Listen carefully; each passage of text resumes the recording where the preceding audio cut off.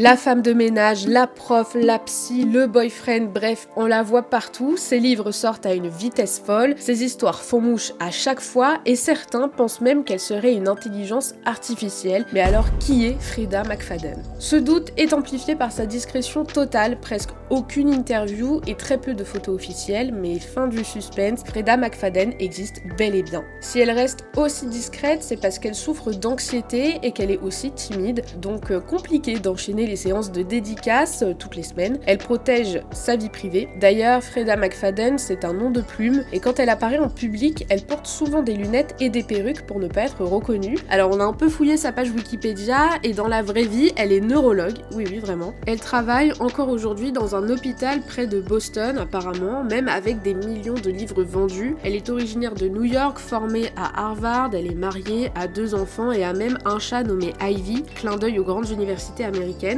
Voilà, c'est tout ce qu'on sait à peu près sur elle. En attendant, elle écrit beaucoup. Depuis 2022, elle a publié une vingtaine de romans et son plus gros succès, c'est évidemment La femme de ménage qui s'est vendue à plus de 2 millions d'exemplaires en France. Au total, tous livres confondus, c'est plus de 17 millions d'exemplaires qui ont été vendus dans le monde, sans compter les versions audio et numériques. Alors face à ce succès, Hollywood s'en est évidemment emparé.